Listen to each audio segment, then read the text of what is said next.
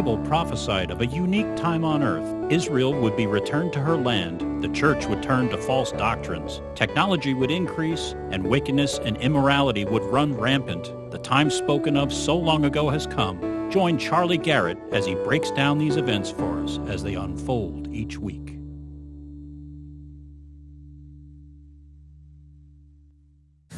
And it is Sunday, 15 April 2018. It's time for the prophecy update of the week. And I have, before I do anything else, this has been here for a while and I meant to get rid of it. I always put wax in my mustache on Sunday morning. And I ordered wax as I always do, and I got some brown, which instead of the neutral color. And I don't want to look like Hal Lindsey and try to look young when I'm old. I'm old and I don't care about the gray, so I have some brown mustache wax. If you use mustache wax and I don't care where you are, if you send me an email and you say I'm in Alaska and I want that mustache wax, I will email it to you. But it's brown and it makes me look like a brown mustache and a gray beard. Email it to them. What's that? I won't. If they email me, and I will mail it to them. I'm not going to email mustache wax. Anyway, there you go. That's that. And I just dropped it and I want to step on it, so I'm going to move it out of the way. Then I have a bandana on today from somebody. This is pretty wonderful. It says here, Brother Charlie, greetings from Gonzales, Louisiana. Yeah, okay. My wife and I listen to you on YouTube and Facebook Live. We saw this and thought of you, and we love you, Dennis and Margie Porcio. Okay. They sent me a bandana, which is Tabasco, which is made just down the road from them. I went to where they are and where Tabasco is made. Tabasco once was, do you know what, I don't know if it still is, but do you know what title they held once? The most distributed product in the entire world. Every country that I've ever been, every back alley, even in the Philippines, you will find Tabasco. I'm telling you, wherever I've been. But I don't know if it is anymore, but it was probably Apple, iPads or something are, but they sent me some Tabasco too. So my wife is sitting back there and I think we should move taco night up, okay, to tonight so that we can have some Tabasco right from Louisiana. They didn't have to go far to get it, and I want to thank them very much for that. That was a real blessing. So I'm not going to take it off and show it to you, but it's got Tabasco written all over it and the big triangle and all that, and peppers on all sides. I mean, and I was wondering, I'm walking around here before everybody got here, and I'm thinking, why is it so hot in here? And then I realized I got peppers all over my head. So there you go. Let's see here. Our first category, as always, is Israel. And Syria. We all know that Syria's been going through trouble. I'm not going to talk about Syria in any detail. No article about Syria today, because you've seen on the news, you've seen everything possible about it. But I will say that the one person that's been blamed for using chemical weapons against the people there is Assad. And he's the only one that doesn't have anything to gain from it. Right. I want you to know that Assad, we were on our way out. Trump had said, now this is the third time that Trump has done this too, we're pulling out. But he did give a red line. If there are chemical weapons used, we are going to handle it. Now, people are mad at him for going into Syria because he promised he wouldn't. He gave a red line. He is not like our previous president where he says, if you use this, and this isn't just Syria, he's going to do this anywhere that you use WMD, he's going to come against you. He gave a red line. I'm not mad at our president. I think he did the right thing based on his word. But 3 times he has said that we're going to be out of Syria, and 3 times something has happened which has caused him to respond to it. This tells me that we either have somebody from the deep state that wants us in Syria because of all the oil and the pipelines, or we have somebody from Russia. You would think they want us out of here, but guess what? Russia is now going to send the S-300s to Syria, and they're going to make billions of dollars off of those sales. So they're going to, and weaponry, they make money every time a bomb goes off that they have made, right? So Russia could have done it. It could have been ISIS, who is being supported by who knows who. It was originally established, as we saw in an old prophecy update, by our CIA. They actually helped establish ISIS. And so, once again, that takes us back to the deep state. It could have been the Saudis hired somebody to do this because they don't want our presence out of Syria. They want us there. Israel could have had a reason for doing this. I'm not saying Israel did it, but they could have had a reason. There are people that have reasons to do things and people that don't. We were on our way out, and the 2 people that probably had nothing to do with this would be Iran and Assad, because they had nothing to gain. Iran wants us out of there so that they can keep moving towards Tel Aviv. That is their goal, yes. Why didn't the Russians try and shoot any of the 120 missiles down? Well, they said they did. They said they shot 71 of them down. They said they did, yes. And there were many videos of them taking off and going out there. But I just want you to know, even Turkey had a reason for us staying there. Okay, Turkey actually sent in a poster, whatever you call it, through the news, and didn't congratulate America so much as saying, we're glad you did this, but they said you did it right, you did it responsibly. All of these countries have a reason to have us there, with the exception of only two players. Assad doesn't want us there. They want Israel. That's what they want. So I just want you to think about those things. Whatever the reason is, that's all I'm giving you this week, because nobody knows who did that chemical attack except the people who did it. And maybe somebody that's behind the scenes that, whatever. But it's not worth speculating. It's not worth getting down on people over it. The only thing that matters is that it happened and that we responded because it happened. Other than that, the weeks are going to unfold and more things are going to happen. It may get worse. It may subside once again. We'll just see where it goes. But from the Times of Israel, Hamas official signals that Israeli boosting of Gaza economy could curb protests. Okay, so they're saying if you help us out, we're going to curb our protests. Let me read you the article and I'll give you my thoughts on this. A senior official in the Hamas terrorist group demanded that Israel ease some of its economic restrictions on the Gaza Strip and suggested that steps that immediately improve the economic situation in the Fakistinian enclave would curtail a wave of violent protests on the Israel-Gaza border. The official said the weekly demonstrations near the border will continue and lead to an escalation of hostilities, but that the atmosphere can change if Israel takes immediate action to improve the humanitarian situation in the Strip. Now, they are stealing their own people's energy. They are the ones that are digging the tunnels and spending all of the money doing these things, okay? Israel's the only one that's helping them out. They're the ones that are partially funding the electricity that goes over there. They're allowing things to go through the border. Israel's the only one that's doing anything for those people that could be considered help. And I would like to read you something which completely blows us out of the water. It was on a prophecy update that I did last year on 17 February of 2017. Lieberman offers to turn Gaza into Singapore of the Middle East. Does anybody remember this article? Lieberman, the defense minister in Israel, said, we will turn this into Singapore of the Middle East if you will simply acknowledge our right to exist. Here's what it says. Israel's defense minister yesterday offered to turn Gaza into a prosperous territory by creating jobs and building infrastructure. Lieberman proposed turning Gaza into the Singapore of the Middle East by building a seaport. This is Israel going to do it for him. And an airport, and by creating an industrial zone that would help create 40,000 jobs in the Strip if Hamas agreed to demilitarization and dismantling the tunnel and rocket systems it has built up. They offered it, no response, and nobody in the world commented on that, as far as I know, outside of the prophecy update at the Superior Word. It was completely lost, and yet it is there. It is published. That's from Be Calm. It made several other large newspapers, but nothing was ever done beyond that. And so I want you to know that what they're saying is a lie, and all they want to do is just make it look like Israel is the problem. And by saying we're offering this and Israel doesn't give it to them, it just shows that Israel is bad. That's what they're trying to do. From the Times of Israel. Residents of Jerusalem neighborhood petition High Court against U.S. Embassy. A group of residents whose homes overlook the American consulate in Jerusalem submitted a petition to the High Court against plans to open the new U.S. Embassy there on May 14th. So this is going to cause some problems with our time schedule. Those living in the quiet Arnona neighborhood in South Jerusalem already have to put up with bright security lights around the compound and increased security patrols. I can hear the violins already playing. This is the NIMBY syndrome. It's always that way. These are obviously liberals over there that are complaining. But it says, but thanks to the finance minister's waiving last month of planning rules, the current, does anybody know what NIMBY means? Not in my backyard. Okay, NIMBY syndrome. Okay, I got a lot of blank faces, so that's why.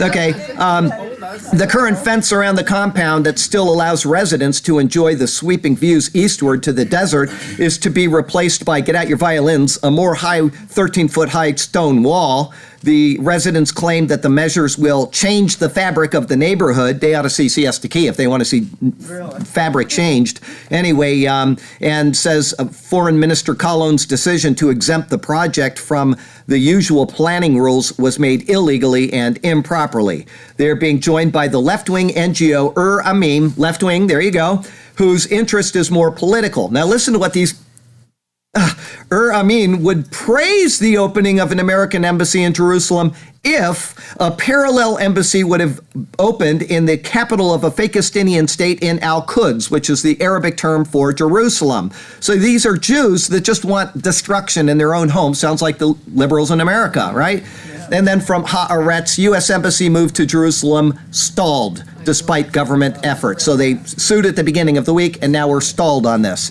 Typical liberal NIMBY syndrome. Jerusalem Post, former Qatari prime minister.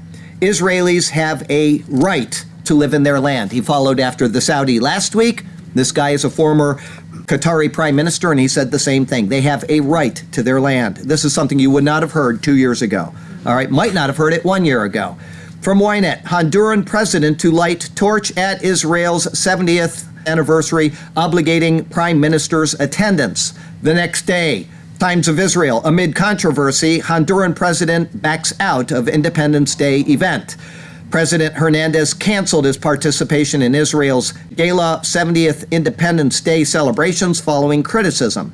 Led by an opposition Knesset member and based on his country's human rights record of the decision to have him light a ceremonial torch. The foreign ministry regrets his not coming and welcomes the friendship between the two countries. So once again, I'm sure it was a lefty that said we don't want him because of human rights when, whatever, Mail Online.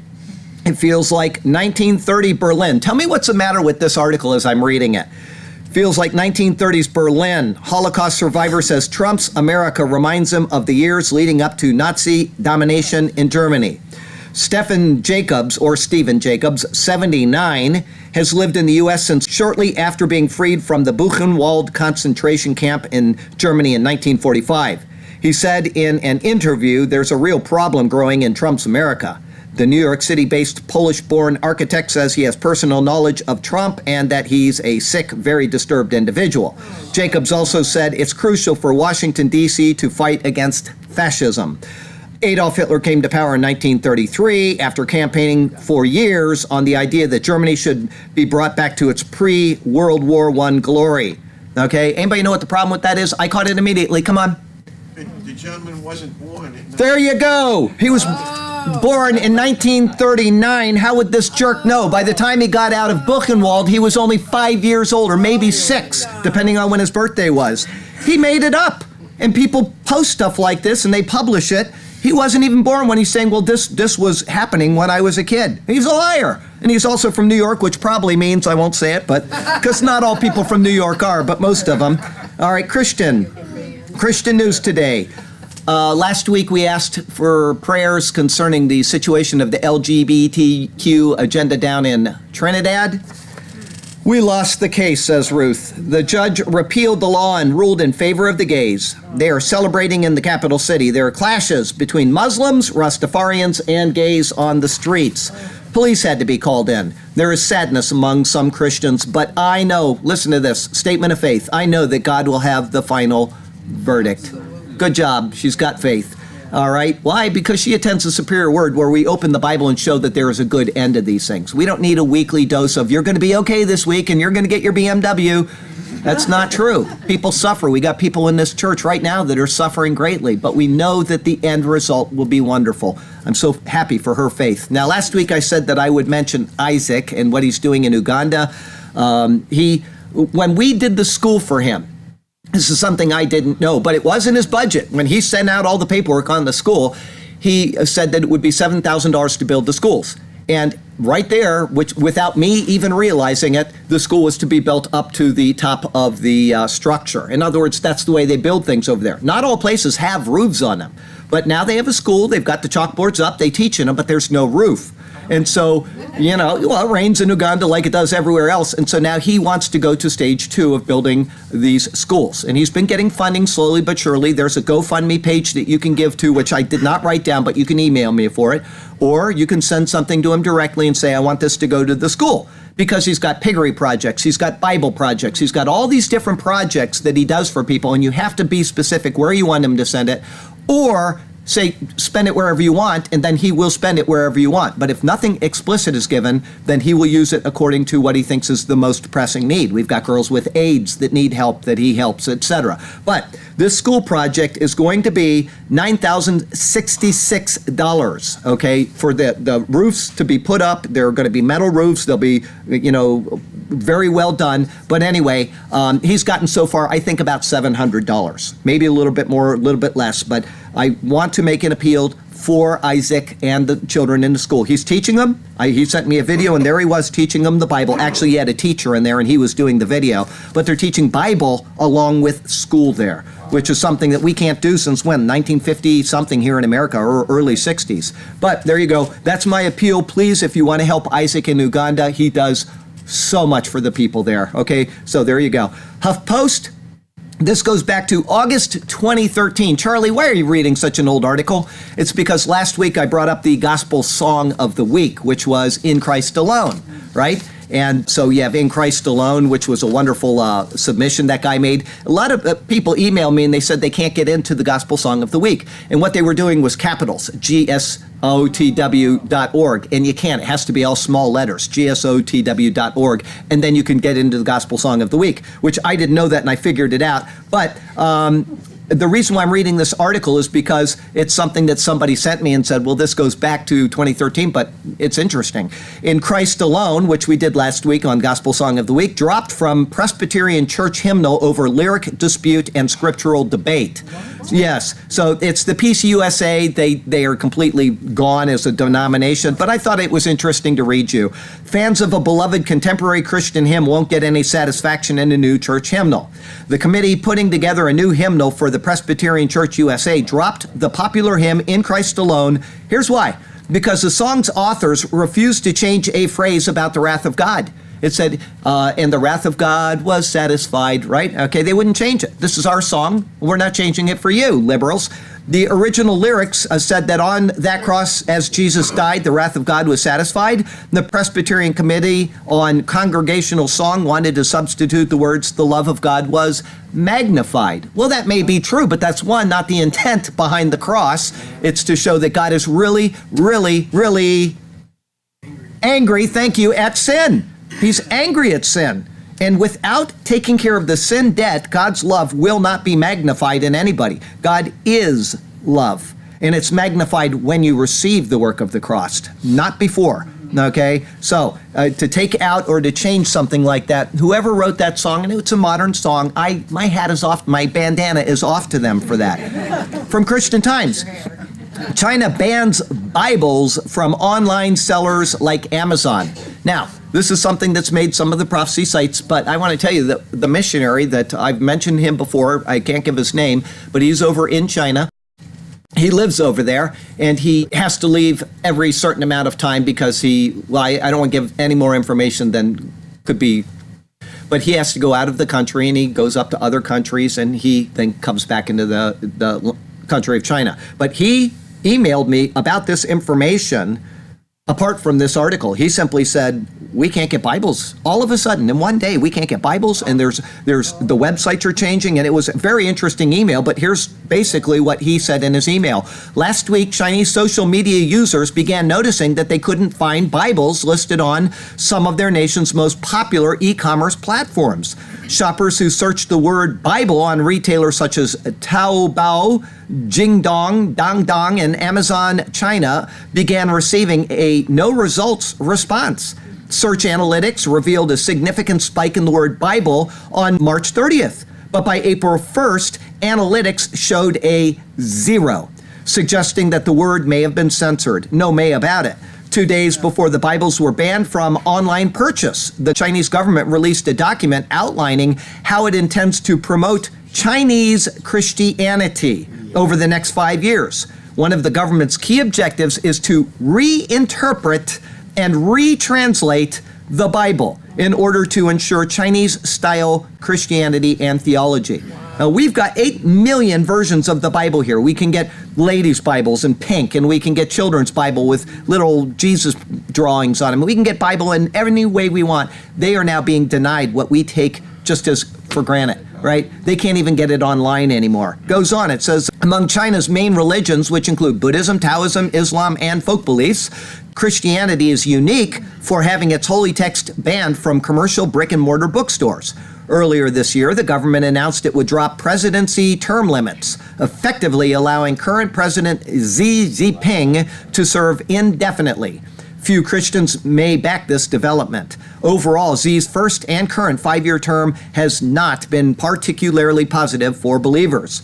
A provincial government engaged in a multi-year campaign to remove crosses from the tops of churches, while Xi has suggested that religions that inadequately conformed to communist ideals threatened the country's government and therefore must be more Chinese-oriented. Okay, so there you go. That's what's happening in China while we sit in the church and speak out the Word of God and preach line by line, analyzing the Hebrew, analyzing the Greek, everything. That's not happening there. They didn't learn anything from the Romans. They learned nothing from the Romans. That's absolutely right. From Christian Post, Mississippi church votes to leave the UMC, United Methodist Church, over failure to uphold Scripture. Very good, people. Very good. Abortion, homosexuality, resurrection, and Christ's divinity. Church members at First UMC of Louisville, Mississippi, have overwhelmingly voted, the ones that didn't should just be kicked out, have overwhelmingly voted to withdraw the congregation's membership from the UMC denomination, citing a number of issues, including homosexuality and abortion as the reasons. We've got several people in this church right now that left St. John's, yes, United Methodist Church years ago. I was teaching over at Grace Baptist Church, and we had 3 people in there every week or whatever. The next week we had 300. And I'm like, what's going on? And they all said we left the church over there because of the abortion issue. And some of them have actually suffered through my preaching now all these years. They're still here. But I'm so proud when people will make a stand like this. It shows that they actually care about what they do in church, and they're not just there to fellowship and to, it's just amazing. So let's go on. It says members of the over 180-year-old congregation held a membership affirmation vote to determine whether they wish to remain affiliated with the UMC. In a 175 to 6 vote, the congregation expressed its desire to remove the church from the denomination. What does that tell you about that church? Anybody? Bible church was there. It's the pastor. The pastor, it is a Bible church, but it is because the pastor is there. I was in a church which was not a great church out on Siesta Key growing up, right? And it was a fine, Episcopal church. It was just regular Episcopal. The next guy came in, a complete liberal, and he literally destroyed that church. And the people that cared left. The rest of them stayed, and all of their theology has gone down like that. The pastor drives the church. That's just the way it is. So now, the church may drive the pastor out, but as long as they have him, he will always drive the theology in that church. So remember that. If you're at a church and you get a new pastor, be ready.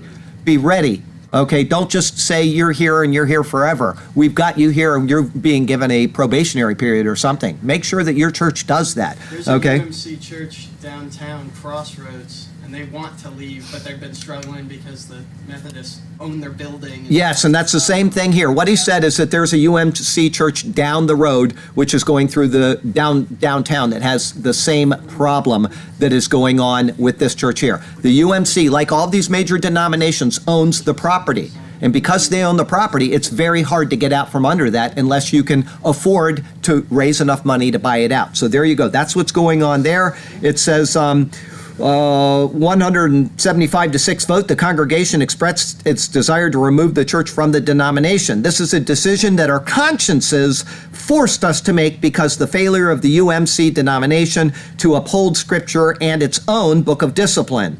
While our church will no longer be a member of the UM denomination, it will continue to be Christ-centered church that is faithful to the scriptures and the theology of John Wesley. You could throw the second half out and just be faithful to the Bible, okay? That's what you need. The statement added, it will forever be a Methodist church, but not a United Methodist Church.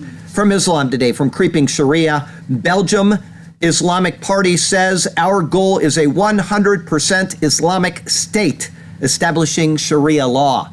You know, they ought to kick them out of the country, but knowing Belgium, they're going to be all worshiping in mosques pretty soon because they allow this type of talk. From the Jerusalem Post, Fakistinian Authority lifts disguise on martyr payments, defying Taylor Force Act. So we passed the Taylor Force Act, and what do? They lifted the disguise on it to put it out in the face of the world. After 3 years of disguising its payments to families of martyrs and imprisoned terrorists, the Fakistinian Authority has lifted its veil on those payments in a blatant act of defiance against the United States.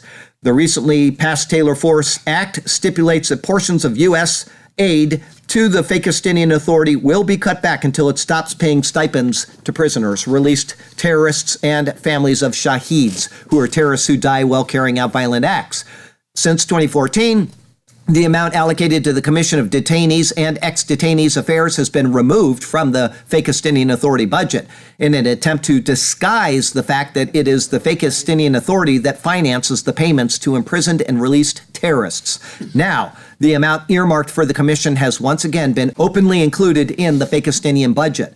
The Meir Amit Center's assessment is that this is a blatant act of defiance against the United States in response to passing the Taylor Force Act. Well, I'm glad that we did it because now it proves what we have said all along. It now proves that. So we did the right thing. It goes on and it says, in the Fakistinian Authority's 2018 budget, the commission listed as item 46. This institution pays the stipends of imprisoned and released terrorists and has been allocated around $165 million.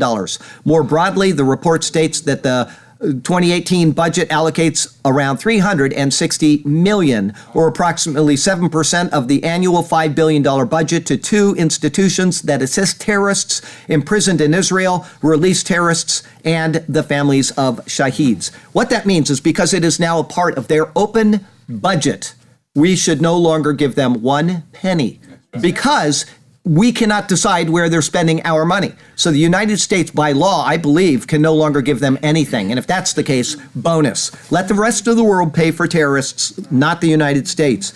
Zero Hedge. United Kingdom funding textbooks that teach children to blow themselves up. If you're in England, you ought to be upset and you ought to write your whatever you call them over there, House of Lords or whatever you have over there.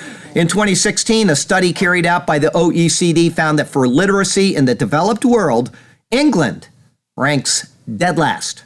The same study also stated that for numeracy in the developed world, England ranks second to last. Even among graduates from English universities, the OECD study found 1 in 10 had literacy or numeracy skills that were classified as low. The results are astonishing, not to mention shaming. They reflect decades of misdirection in British education, including the misdirection of resources.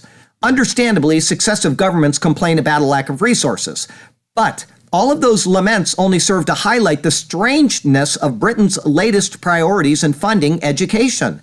This past weekend, it emerged that last year, the British government funneled $20 million to Fakistinian schools. They can't fund their own schools so that they get up off of the last categories, but they can send $20 million to them. Here's what happens with it. A review by the Institute for Monitoring Peace and Cultural Tolerance in School Education found that these revenues go towards funding a curriculum which omits teaching peace, promotes the use of violence, specifically jihad, and encourages martyrdom. An analysis of the textbooks funded by the UK government using UK taxpayers' money found that these textbooks, which come from the Fakistinian Authority, exerts pressure over Fakistinians to acts of violence. Listen to this. A science textbook intended for 12-year-olds, for example, claims to teach them that Newton's second law of motion in the following way. During the first Fakistinian uprising, Fakistinian youths used slingshots to confront the soldiers of the Zionist occupation and defend themselves from their treacherous bullets. What is the relationship between the elongation of the slingshot's rubber and the tensile strength affecting it? So they're using schools to justify killing Israelis. It's crazy. Anyway, it goes on. Another textbook, which is meant to be used for teaching arithmetic to 9-year-olds, takes a highly local approach to the matter. Math lessons, as provided by the Fakistinian Authority, courtesy of the United Kingdom government, teach children addition by asking them to calculate the number of martyrs in various uprisings. Elsewhere, the study found that social studies books, including images of children in their schoolrooms with an empty desk fitted with a sign reading martyr. Repeatedly, the textbooks refer to the occupation, to Zionist occupation, Zionists, and much more, all of which perpetuates the notion that Israelis are invaders and oppressors. In other words, these textbooks are clearly and consistently intended to indoctrinate a new group, a new generation of Fakistinian children to hatred of their neighbors. That's their money in England being funneled off to them when they have these horribly terrible schools which they're trying to educate people with. From Al Arabiya, Mohammed bin Salman, Saudi Arabia could take part in military response in Syria. If it continues to grow, Saudi Arabia may join the fray. From Newsweek, China military tells Russia, we've come to support you against the United States. So there you go, the shaping of the world. Mongolia News Today, Business Insider. The Trump-Kim summit could take place in Mongolia's Ulaanbaatar. Another article on the same issue, and we're closer to it coming. The summit between President Trump and North Korea's Kim Jong-un may very well take place in Ulaanbaatar, Mongolia. U.S. officials familiar with the secret high-level planning talks for the bilateral meeting told CNN that Kim would prefer to host it in Pyongyang. I bet he would. But that Ulaanbaatar is being floated as neutral ground. Former and current presidents of Mongolia also seem open to the plan. Mongolia has hosted meetings between North Korea and Japan in the past and is on friendly terms with most countries, including its neighbors Russia and China, as well as both the U.S. and North Korea. So that article I read several weeks ago, almost a month or more ago, may pan out because we got other people talking about it. And then it's in a perfect location. I mean, it is right in between Russia and China. It's right there. You're right down the road from North Korea. And you know, Trump could say, I've been to Ulaanbaatar, Mongolia now. So, hey, like vacation time. Daniel 12 Technology. From Fox, this is really cool. This is really cool. New foam armor for tanks can pulverize enemies. Okay, the title it doesn't make any sense. It's not enemies, it's the incoming enemies rounds. Whoever typed this article left off the end of it, but I left it the way it was. A revolutionary new material called composite metal foam, or CMF, can pulverize enemy rounds and could even be used as an armor to protect tanks and other combat vehicles. Believe it or not, this breakthrough foam may provide greater protection than traditional armor steel plates. It is also far lighter than current armor. This foam has the potential to dramatically reduce the armor weight on combat vehicles by about 65%. Imagine a tank being 65% less, how much faster it could go, how much less gas it would need, etc. Diesel, gas, anybody tank driver here? No, it's probably diesel. Anyway, okay, diesel. We got a specialist over here says diesel. Okay, so where was I? It's a discovery with potential to revolutionize future tanks and armored vehicles. Tests continue to prove that this foam not only stops rounds, but it can smash the would-be armor-piercing rounds into smithereens. I love that word, smithereens. Whoever wrote this article, it was much longer, I had to cut it down, was very linguistically active, I can tell you that. Smithereens. In addition to defending against direct hits by powerful enemy weapons, the Wonder Foam may also deliver better protection from explosion blast waves, deadly cook-offs, and even radiation. Basically, it is a foam made out of metal, hence metal foam. CMF has holes that make the material sponge-like. The Swiss cheese-like structure also helps to make CMF lighter than normal metal. Let's say a tank covered in this foam armor gets a direct hit by one of the enemy's tank main guns. When it strikes the CMF, the foam's hollow spheres absorb some of the strike's energy and help resist damage from the hit. Armor-piercing rounds are a serious threat and a growing threat as they have become more widely used by enemies of the United States.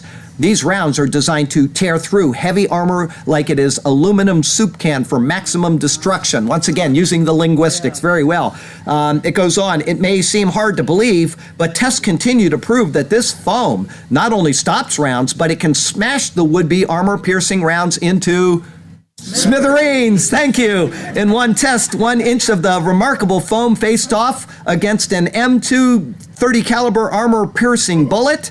The bullet travels with 2,780 foot-pounds of energy, and when it makes contact with the foam, that armor-piercing round is Hulk smashed by the foam. Hulk smash, yes. Ooh, Hulk smash, if you saw that movie. Okay, so the CMF is also remarkably good at deflecting blast waves. Improvised explosive devices, IEDs, have unfortunately become a cruel, crude, commonplace weapon for enemies of the United States. A good alliteration there. Goes on, the immediate blast and shrapnel can inflict devastating damage to personnel and vehicles. Less well known, these bombs also pose another threat that is not visible. The explosions yield shock waves, and these initial waves of energy can impact the brain. These waves can cause harm and play a role in traumatic brain injury.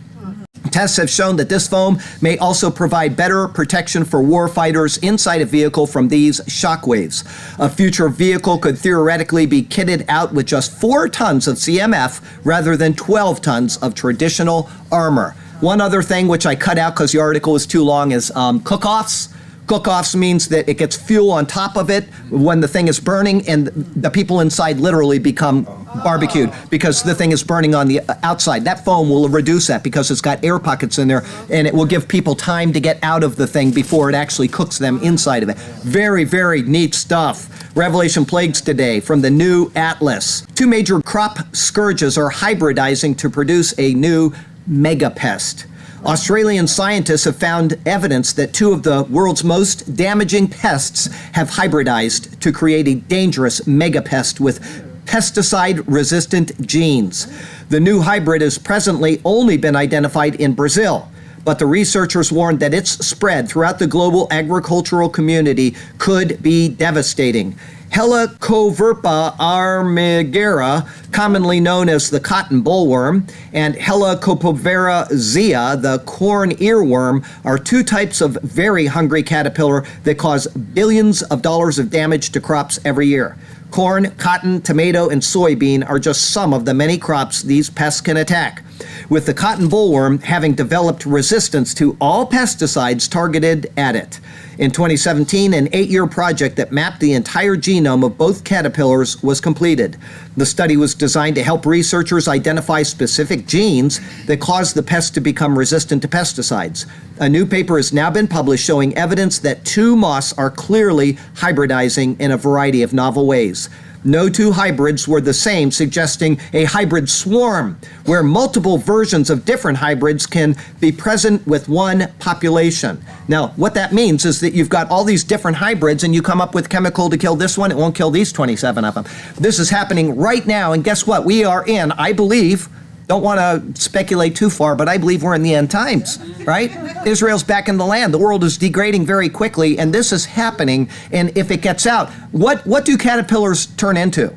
Butterflies and moths, right? So they just move along. You get carried by the wind, and next thing you know, they're anywhere in the world. Plus, they get into crates and they get shipped off somewhere. The end times are coming, and you wonder how Revelation can say a quart of wheat for whatever, and a denarius for a quart of wheat, and a denarius for 3 quarts of barley. Well, that's how it can happen, right here, right in front of you. The researchers suggest that it is too early to identify signs of successful selection in the resulting hybrids, but the clear variety of genetic transference found between the 2 individual pests is a source of great concern.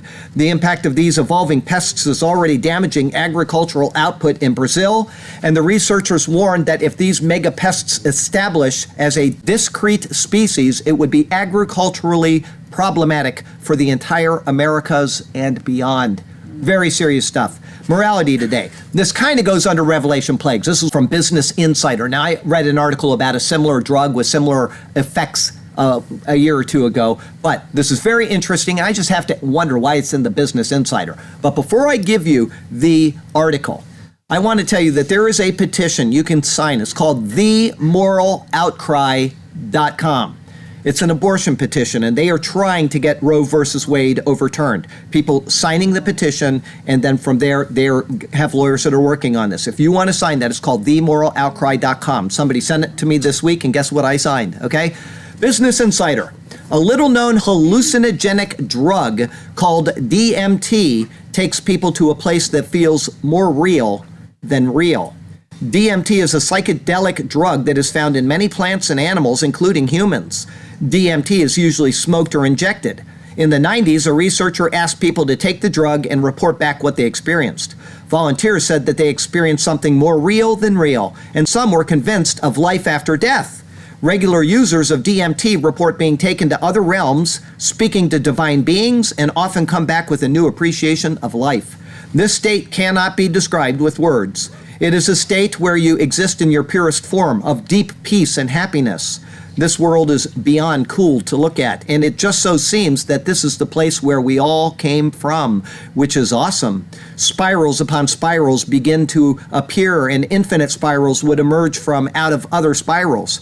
I was happiness itself. This world is mine, and the happiness is emerging only from me. Imagine that. We don't need God anymore if we got something like this in the general public. A trip on DMT is described by users like breaking out of a simulation. People report being able to access the true inner workings of their minds and describe the feelings of being launched into other dimensions where they experience their consciousness existing outside of their own bodies. Now, this is something that forms in our bodies, and because it does, they believe that this is what causes us to have out-of-body experiences when it develops in us quickly. I'll explain that in a minute, but here we go. One may experience coalescence with their very fabric of space-time, followed by the blast-off into an alternate alien realm termed hyperspace by some. The alternate realm defies all conceptions that we are accustomed to and typically presents an impossible geometric fractal patterns that possess eerie familiarity. Time and language are inconceivable, but you may experience telepathic conversations with the beings you encounter. He said, according to the personal accounts, a DMT trip takes you someplace completely different to this world, as opposed to modifying your relationship with it. One user told me that attempting to write it down is essentially pointless. But a common theme among users is that the opinion that the tripping on DMT feels more real than real. Rick Stassman, a psychologist and psychopharmacologist, led the first new human research in the U.S. into DMT in a generation. I was interested in looking at DMT as a naturally occurring psychedelic for quite a few reasons. One of them was being interested in the biology of naturally occurring spiritual states. One could make an argument that naturally occurring DMT was also involved in those non-drug states. Breathing exercises are a large part of many spiritual and religious communities as a way to reach enlightenment. If DMT is in fact produced in the lungs, which it is, this would tie nicely to how people reach psychedelic trance states while meditating. So you wonder why they want you to do yoga and all of these other things is because you get onto this little DMT high. Well, if you're prone to producing a lot of it, or if you have a sudden shock to your body and you go into a near-death experience, it would explain why people see Jesus and why people see, Vishnu and Krishna and all that, when actually it's just something that's happening in their minds based on a hallucinogenic. I won't go any further with it than that, but I would like to say that if you are tempted by taking this, because obviously it's out there and it's being used because it made Business Insider, I would stay as far away from that as you possibly could. Because once you get into another reality, you will never want to get back to the real reality, which is waiting for the true reality in Christ, okay? Don't ruin your life on something like that. Instead, know that this crummy world where we have pain and affliction is a temporary stepping point off to glory. And we won't need DMT to have the greatest experience of all eternity. We are going to see the face of Jesus Christ. And that He is the source of all things. And because He is the source, we can find nothing better than seeing Him. Because anything that we desire came from him. So please don't get into this type of stuff. I wanted to give it to you as a warning, all right? Our other category, zero hedge. India's big brother. I've reported on this before. It's coming more and more into focus in India daily. You would wonder how one of the poorest countries on this planet could be doing this. Well, the reason why is because we have certain places that are being used as test cases. Think of it from that perspective, and you will understand how India could be doing this. We have it up in Sweden, one of the richest countries on the planet. We have it going on in one of the poorest and most populated, by the way. It says, India's big brother, fingerprint and eye scans required for food and medicine. That sounds just like the book of Revelation, doesn't it? Yep. Seeking to build an identification system of unprecedented scope, India is scanning the fingerprints, eyes, and faces of its 1.3 billion residents and connecting the data to everything from welfare benefits to mobile phones. Prime Minister Modi and other champions of the program say that Aadhaar is India's ticket to the future, a universal, easy-to-use ID that will reduce the country's endemic corruption and help bring the most illiterate into the digital age. So it's all about corruption. It's about we're going to take care of the bad stuff and give you the good. That's not it at all, folks. It goes on. The poor must scan their fingerprints at the ration shop to get government allocations of rice. Retirees must do the same to get their pensions. Middle school students cannot enter the water department's annual painting contest until they submit their ID. The Modi government has also ordered Indians to link their IDs to their cell phone and bank accounts. Oh, yeah, we're going to trust you with our bank account, folks. As Aadhaar has become mandatory for government benefits, parts of rural India have struggled with the internet connections necessary to make Aadhaar work. After a lifetime of manual labor, many Indians have no readable fingerprints, making authentication difficult. One recent study found that 20% of the households in Jharkhand state had failed to get their food rations under Aadhaar based on verification, 5 times the failure rate of ration cards. They're testing it out. They're getting the bugs out of the system in India so that they can do this to the entire planet. This isn't a conspiracy theory. This is going on. They're doing it in Sweden right now, and the Swedes are finally saying we need cash, and they're coming up with logical reasons why they were stupid about giving away their cash. They're seeing it happening. I just read an article on that this past week, and now India is doing this. The poor and the small with few population but a lot of wealth, and the big with giant population and almost no wealth, and they're testing it, working out both ends, and then they're just going to pass this around the whole world. Natural news. Top NASA scientists previously claimed all ice on the planet will vanish from the Arctic by this summer. Yeah. It's snowing right now. They're getting blizzards up north, right? Back in 2008, a top climate prophet from NASA predicted that the Arctic would be free of sea ice by summer 2018. But data from 2017 has shown quite the opposite. Ice mass in the Arctic has been growing, not disappearing, much to the chagrin of climate change propagandists everywhere. So 10 years ago, we were going to have no ice left on the planet. We'd have, you know what? Global warming is so selective, isn't it? We've got this one place up in the Virginia Bay area that it's an island, and they say that it's global warming. The water is rising up above it, right? And then we got the same thing in the Gulf of Mexico. This one group of islands is global warming is causing the water to rise. Well, I live on the water. I live 2 feet away from the water, and it hasn't risen this much since my grandpa moved here in 1948. And I know that because my dad lived there, and now I live there, right? So it's very selective where what's happening is these places are being eroded away. It's happening to Egmont Key right down the way. I flew over it in the helicopter trip with Edico. Egmont Key is almost gone. Well, guess what? Siesta Key is here. Lido Key is here. They're all here. It's called erosion, folks. It's not called global warming. Okay. But that's part of global. That is part of global warming is erosion. That's right. Breitbart, after nearly 100 years of gun control, London adding knife control. Maybe you've read about this, but if you haven't, unbelievable. On 2 April 2018, Breitbart reported that Britain began an incremental adoption of stringent gun controls in 1920.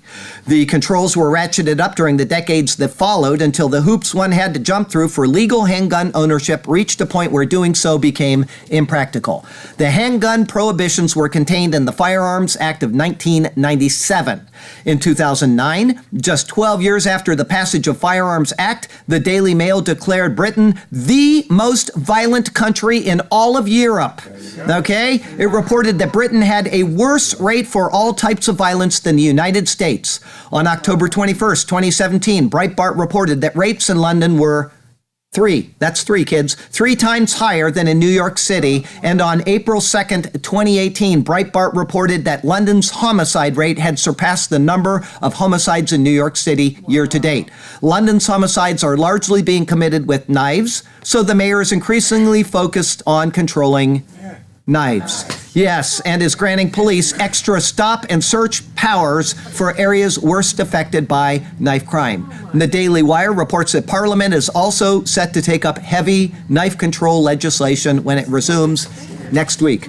The most heavy regulated gun laws in our country always lead to the highest crime rates. Chicago, St. Louis, Washington, D.C., anytime you regulate that, you are going to have more crime, not less. And so they keep regulating these people until they're going to be just peons ready for the slaughter. Okay, here we go. Free Beacon. DNC member who called blacks colored people resigns. Florida DNC member John Parker resigned amidst a wave of calls for him to step down. Calls for Parker to step down came from black activists and other party members after he referred to blacks as colored people during a party meeting. Right? What is it called? The NAACP, colored people. They call themselves colored people. We call ourselves whatever we are because we're human beings. I'm Asian, I say I'm an Asian person. The guy says they're colored people, which is what they say on their thing. I don't understand it. I don't understand the entire race issue that's going on in this world. People are people. Acts 17, you know what? Let me read this to you. Acts 17:26 says this. I'm going to read this to you. Hang on, this just came to mind. It might be 28, but I think it's 26. I think 28's a different subject, but anyway, it's going to be one of the two. Acts 17, starting in verse 26. It says, 26, and he is made from one blood, or one man in some translations, every nation of men to dwell on all the face of the earth, and has determined their pre-appointed times and the boundaries of their dwellings. All people came from one guy. His name was, anybody? Adam, right? And then Adam had an Eve, right? Right out of his side. God created Eve out of him, and together they populated the planet. We're all the same, right? I don't understand this, but I'm glad that it was a Democrat. Got him out of there. Reuters. Japan activates first Marines since World War II to bolster defenses against China. They're very scared. The Japanese are very scared of what's going on with China right now. JTA, liberal Jewish groups join in opposition to Trump appointees of John Bolton and Mike Pompeo. The liberals don't like them. From the Christian Post, Franklin Graham, religious freedom advocates urge Senate to confirm Pompeo as Secretary of State. So you can see the division here. Got a lesric for you. The Bible is no longer sold. Its message considered too bold. The communists say they will alter the way till their minds they can reshape and mold. It is perfect. Thank you, Les. And probably Kathy, they help each other on it. I don't remember this week who did it, but I think it was Les and maybe some help from Kathy. And then Irony and Odd. This is Irony and Odd, okay? From Drudge, man murdered while driving in a funeral procession. So he didn't have to go very far to get buried. And then from Breaking Israel News, Fakistinian Transport Ministry complains Israel won't give us more tires. Have you seen how many tires they've burnt in the past week? Tens of thousands of tires. And so Israel said, you're not getting any more. Such is the world we live in. So from Sarasota, Florida to Ulaanbaatar, Mongolia, I'm Charlie Garrett. This is the Superior Word, and that is your prophecy update for the week.